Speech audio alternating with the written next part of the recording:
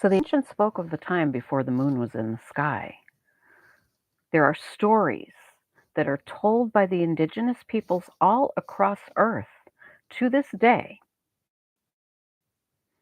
Ancient texts, myths, and oral traditions of cultures who trace their lineages back thousands and thousands of years. Cherokee and Huron tribes speak of the night sky without a moon, when the stars and the sun were the only lights. The Zulu people remember a time before the moon when the earth was not tilted, the climate was stable, and females had no cycles of menstruation. The Mayan codices describe a sky without any reference to a moon, only the sun and the stars. Incan mythology speaks of the moon's arrival in the heavens as a shifter of human fate and the bringer of fertility cycles. Sumerian mythology mirrors the story, referencing an epic cosmic battle, which resulted in the moon being brought here. This is actually written about by Robert Morningsky in his book, The Terra Papers. Very fascinating book.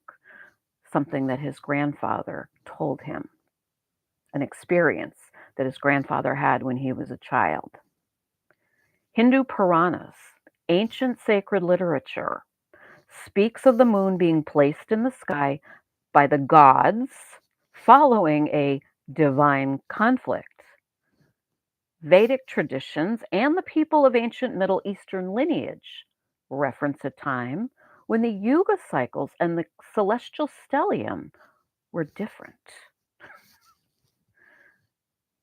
Jyotishis, who these are practitioners of the ancient Vedic systems that integrates astrology with astronomy, karmic pathways, and cosmology. And granted, I've only ever read about it. I've never heard anyone pronounce it, so if I butchered the pronunciation, I'm sorry. But anyway, all of these teachings consider the moon not to be an original planetary body, but something that was deliberately placed here to affect karmic cycles and the minds of men.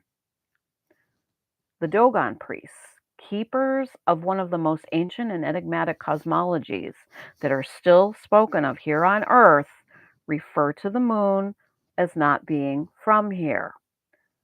And even ancient Greek philosophers like Aristotle and Plutarch reference Mediterranean histories from peoples that reflect periods before the arrival of the moon.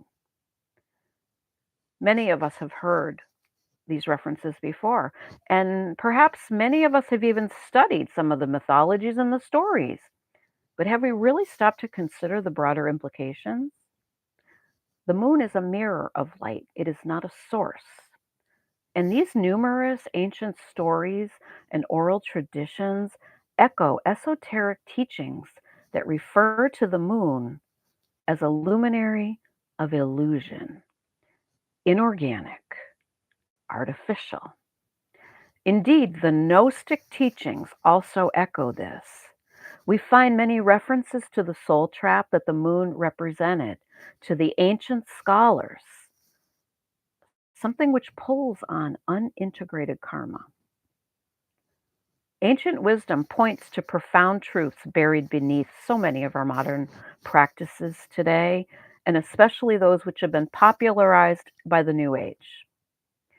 This is a topic that really invites deep study and reflection, particularly as our sun, soul, makes his yearly celestial journey at this time across our star map above us, guiding Earth through summer and into the deepening shadows of autumn.